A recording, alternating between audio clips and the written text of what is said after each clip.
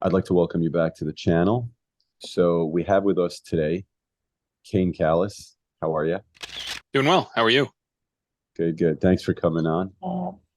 Um, so the thing about Kane is that when I asked him if I could interview him, I actually am not really that much of a sports fan myself, so I didn't understand that his father is somewhat of like a hero, folk hero. I'm not sure exactly how you call it, but I asked Kane to come on because he used to be very much into poker, and we're going to talk about that in a moment.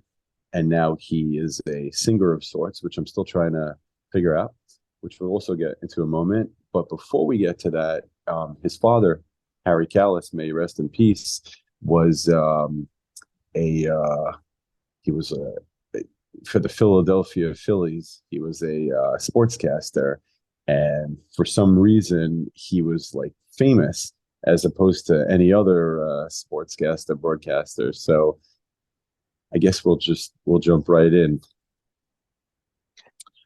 We'll start off with a question. What made your father, I'm sorry, what made your father so unique? I mean, he could have just Yeah. been just another guy. So he broadcast for the Phillies for 38 seasons, and so he was really, well known in Philadelphia, and then the city really embraced him over time there. Part of my father's style as a broadcaster was he really let the game breathe. He wasn't a guy who was speaking all the time, but you could also tell he really, really cared about the city, about the success of the Phillies. I mean, you could just hear it in his voice. Growing up, sometimes I wouldn't have a chance to watch the game, and I would know the minute that my dad came in whether the Phillies had won or lost, just based on his demeanor. And so the city really embraced that because Philadelphia is the best sports city in the world. We have the most passionate fans in the world, and they can tell when a broadcaster really cares about their team or not. And then in addition to that, my father was very accessible to the fans. I mean, I remember growing up, uh, going to the ballpark. I'd actually need to get my mom to pick me up because my dad would stay after the game and sign autographs for hours. He'd sign every single last autograph for every fan who was there. And he just loved Philadelphia. He loved the fans, and he really ingratiated himself to that fan base. That's amazing. And you have to keep in mind that we're in 2023. When you were a kid, this was decades ago. Times were different, and there was not as much glamour and pizzazz. And he's sitting there doing it because it sounds like he was more of a fan of the game than a career or a job. It seems like that was what made him so special. Is that was just icing on the cake for him. Absolutely. Yeah. By the end of his career, he was actually offered a pretty big pay raise to go do some not play by play for broadcasting games, but rather some edited products for a very popular sports network. And he just turned that down because he loved the Phillies and he loved doing play by play. And so that's where he finished his career. And the Philadelphia Phillies won the World Series in 2008, and fortunately, he got a chance to broadcast that before he passed away the following year. So it was really really amazing that he got to broadcast that final year where the Phillies won the World Series. Beautiful. What an ending. So it sounds like we could talk about him for the whole show and more, but I guess we're going to move on. Um, so as I told you, the only other poker player that I've interviewed is Trevor Savage, and that is because he's just a great guy. And like yourself, what I think I see happening, um, poker is a secondary thing to him. I mean, he is into poker deep, but he's very, very much about self awareness as far as health and mental awareness and all that. And you seem to have taken some kind of massive shift in moving from poker to a form of singing, which I'm not even sure I have the right words to describe. You're gonna have to help me with. Yeah, so I'm a classically trained singer. That's what I actually was planning on doing, singing opera before I found poker. But then when I was a freshman in college, I started doing very well at poker, and I ended up playing poker for a living for over a decade. I still do play poker for supplemental income. I still love the game. I go to the World Series of Poker every year and compete at the World Series every year. I play every single form of poker. So I still love it and I still spend a lot of time doing it. But these days, my primary profession is an investor. And I moved to Puerto Rico in 2018. There are tax incentives for investors out here and people who run export services businesses. And also it's giving me kind of time away from poker to concentrate on my portfolio in those investments. But I still love singing. And so I've been continuing to do that.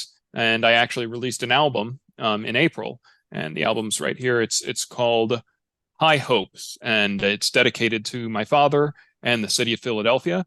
It's a lot of standards, so like Sinatra type stuff, which was so much fun to do. Some really jazzy stuff, and you should really check it out. You can go to kanecallis.com, or you can order it on Amazon. Of course, it can be streamed on Spotify, Apple Music, and wherever you stream your music. Kane Callis High Hopes is the name of the album. But then I also still get to sing classically from time to time. The Philadelphia Phillies have me sing at every single home opener, and I've done that for the past 9 seasons, I believe. And then also whenever they make the playoffs. So last year when they made the World Series, I had the opportunity for the first time to sing God Bless America at the World Series, which was just electric. It was so cool. Wow, that's awesome.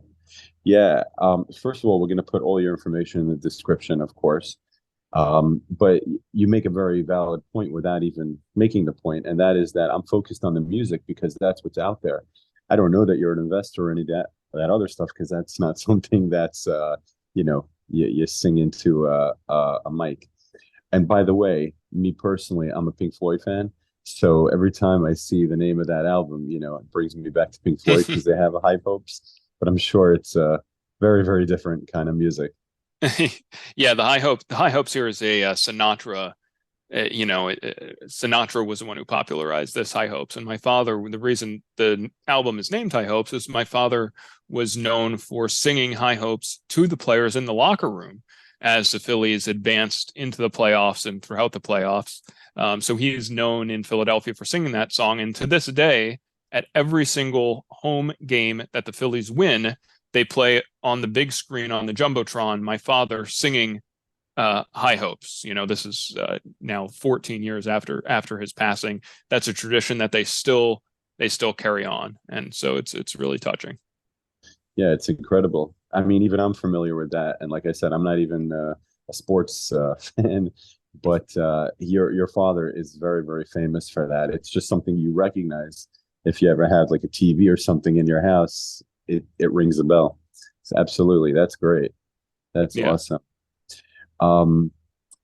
So there was something else that you said that is very well, before we get to artificial intelligence, you wanted to talk about that.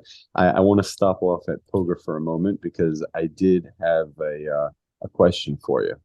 Okay.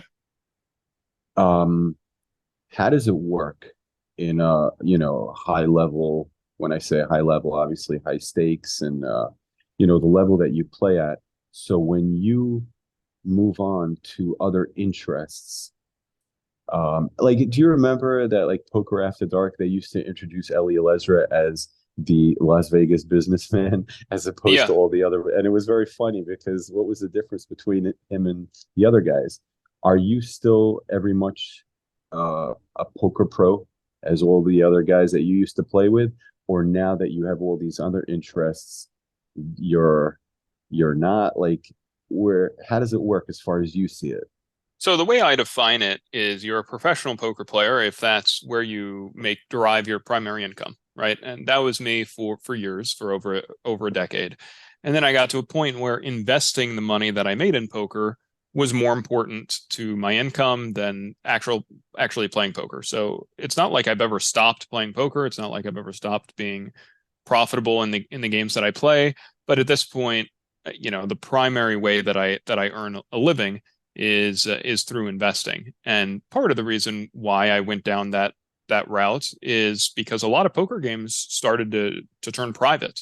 A lot of the cash games started to become private games, and it was difficult for me to play, stakes where I could continue to, kind of grow and increase my earnings over time because I was simply shut out of the games. And so I decided instead to move into investing where, you can kind of scale up a lot easier Right. in the investing world. And yeah, I'm glad that I did. And I still, again, love poker, and I'll go back and continue to play the public tournaments because for the time being, at least in most places, those are still open to the public. I hope they, fingers crossed, always stay that way. So I'm at the World Series every year, continuing to compete. But at this point, I play poker.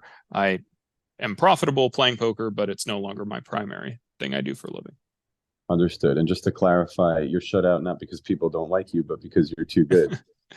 Yeah, And yeah, it's a weird thing in poker. It doesn't really matter how likable you are or how much people like you. It's just if they think that you're a strong player, then it's going to be tough for you to get into these private games unless you're bringing with you a weaker player, that sort of thing. And the way I've always looked at that is, I'm more about building relationships and the long term, um, you know, potential of what a healthy, mutually beneficial relationship could do for you. So, my wealthy friends, I'm not interested in trying to get them involved in some poker game where they're going to be where I know going in they're going to be a losing player because they don't have much experience. Like, it's kind of a weird political and predatory environment, these private poker games. So I've just kind of largely chosen to opt out. understood. Makes sense. Um, I got to ask you before we move on to this other subject, a simple question. What would you say as a winning player is the number one flaw you see in players that don't make it? And the reason I ask is because, I see players that are not high level players do a lot of overthinking. And personally, if I may have an opinion, I feel like people are looking at lacks in what they should be doing as opposed to maybe being too hard on themselves, or maybe it's something to the opposite, like it's a more often a flaw they need to get rid of where they're getting in their own way as opposed to something need to improve. Because when you watch poker for long enough, you don't see anything magical. It's not like these top players are doing anything for the most part, as long as they're consistent, you know? I don't know So if that's the number one reason why strong players don't make it is because they have leaks outside of poker. They have other leaks related to gambling. Maybe they have tilt issues at the poker table. It's an emotional control problem for strong poker players who don't make it. For most players who don't make it, your average guy who sits down at a poker table and wants to win money but isn't, it's just because he's not a strong enough player. It's because they're not putting in time to learn to become a strong player. Now, there's some sort of barrier there where maybe some people just aren't equipped. They don't have the right kind of brain.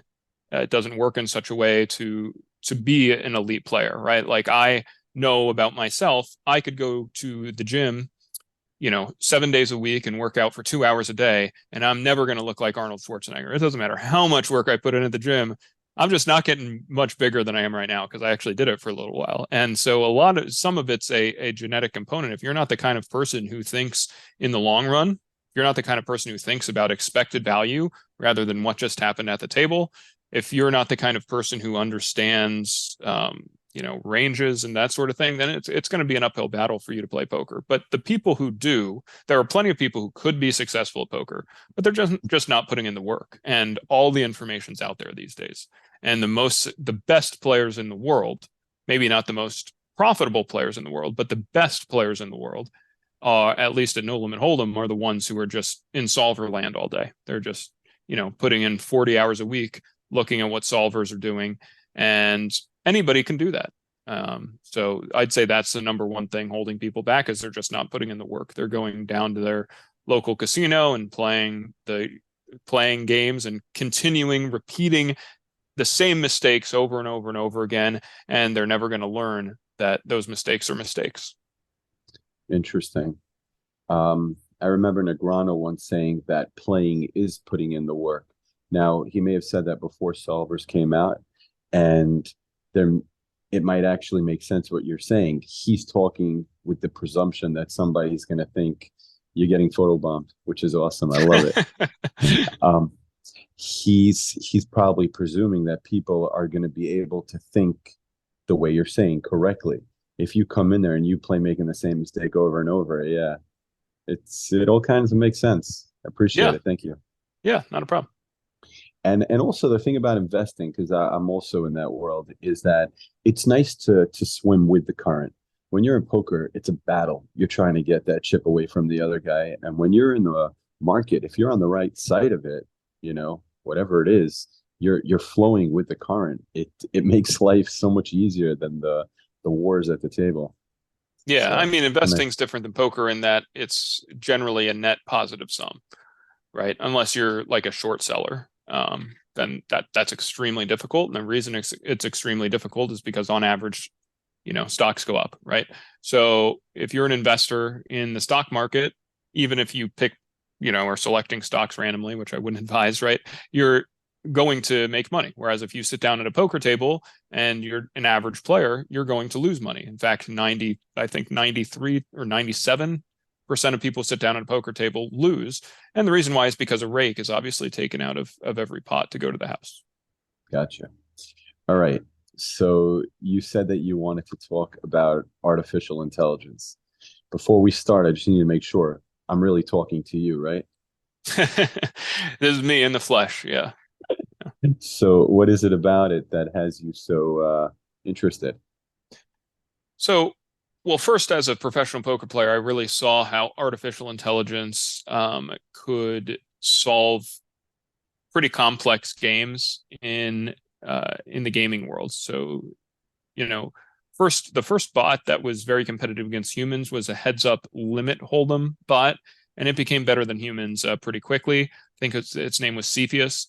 And now we're at a situation where years ago there was a competition between humans and a heads up no limit hold'em bot. And the idea was the no limit hold'em bot is going to have a much harder time beating humans because there's an infinite number of bet sizes, right? So the decision tree is really, really large. If you go down to fractions of pennies, then it actually is infinite.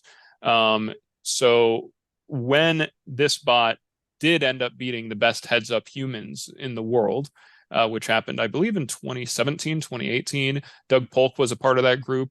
And the bot just, beat the humans. That was a big wake up call to professional poker players, but more importantly, in the world of artificial intelligence. And further, when the AI bot beat the best Go players, that's a game that people believe is even more complicated than poker.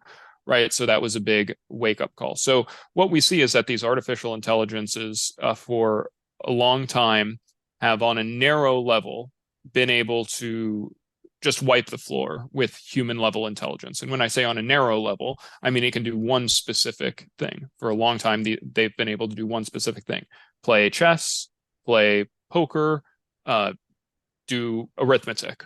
It's been able to completely annihilate humans at these tasks for some period of time. But now, with the advent of large language models, we are developing what has signs of being a more generally intelligent AI. So if you went and took the chess computer, and you told it to do something outside of chess, right? It doesn't have a world model outside of the chessboard. But what we're seeing with large language models is that they actually have signs of having a world model outside of just language. And that to me is very scary because intelligence is power. And the world, to use an analogy, the world is one large chessboard.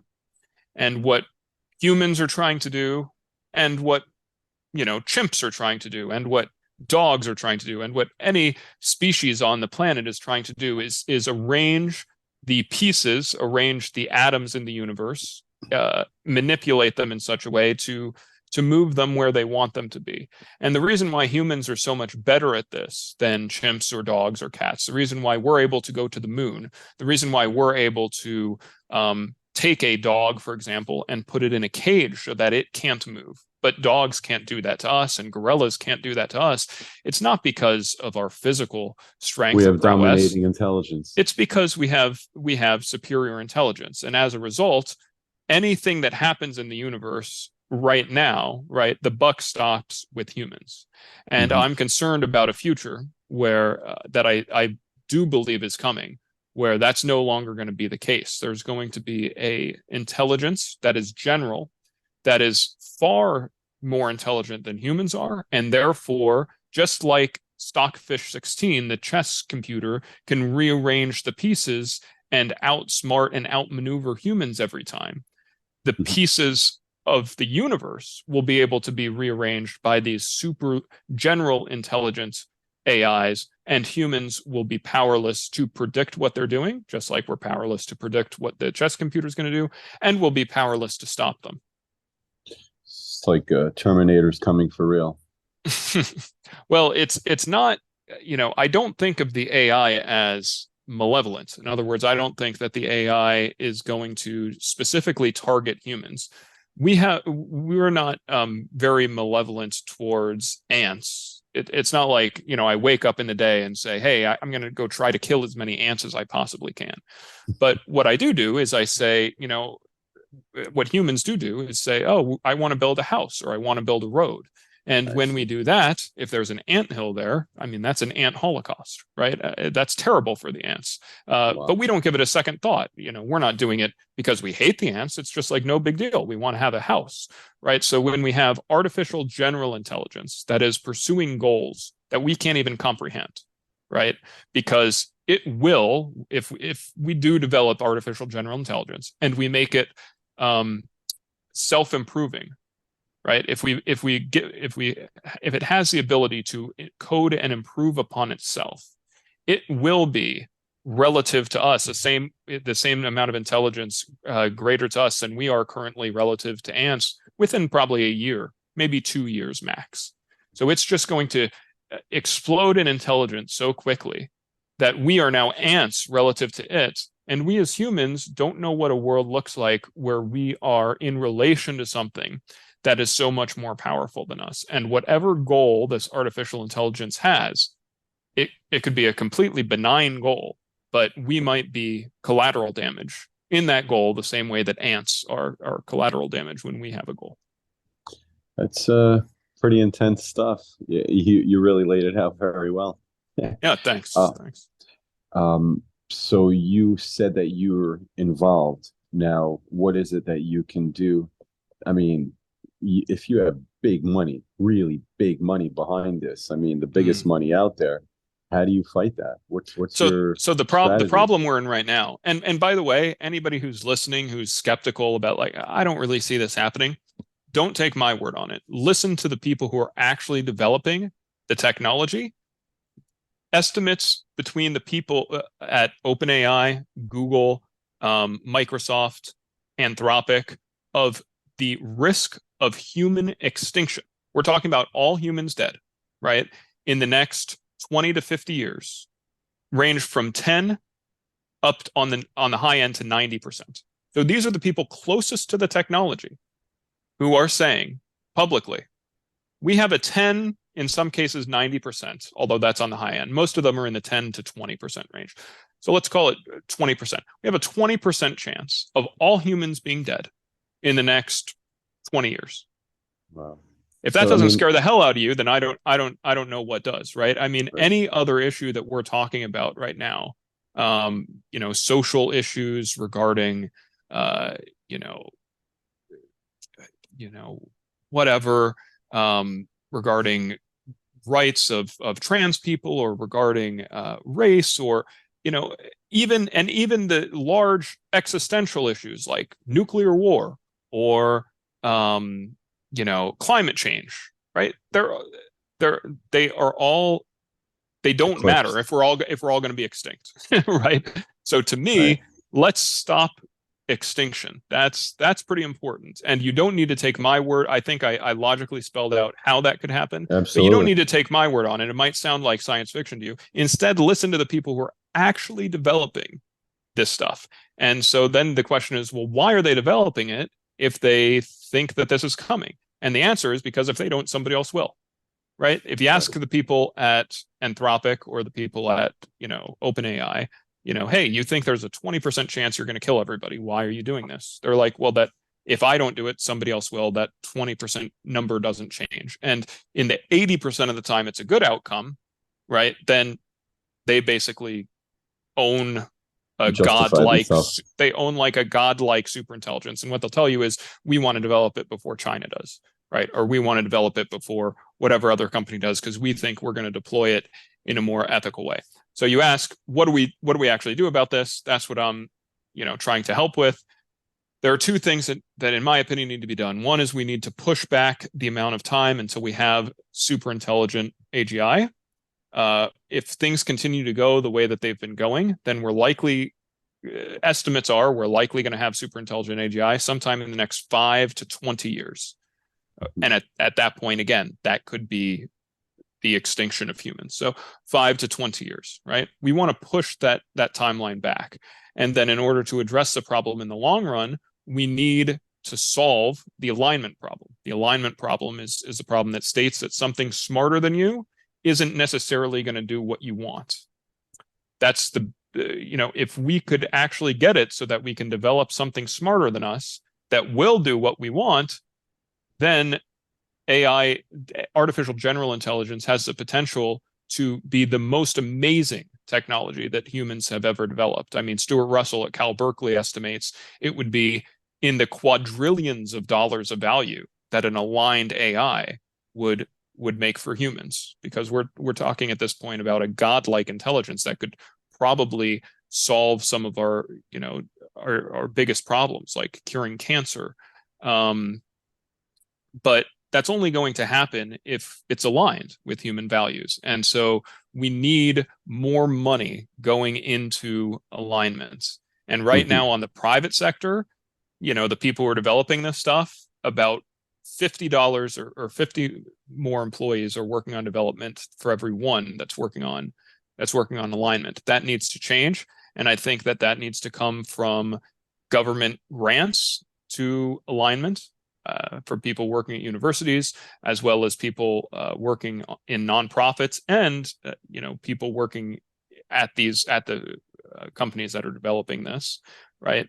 But it also needs, in my opinion, to come from government regulation. I think the government could come in and say, if you're working on AI, X percentage of the work or the labor needs to go into alignment versus going into development. And the government has a big role to play in pushing this thing back and buying us time. And I think the best way to do that is in limiting the flops, the floating point operations that could be done on a test run. Basically, it's a unit of measure for how much computer power is being used on a test run. If that's limited to around where ChatGPT-4 currently is, I'm not concerned that we're going to reach AGI, right? But right now, it's just scaling up and up and up and up. And the really alarming thing is these large language models are doing things that people couldn't have predicted.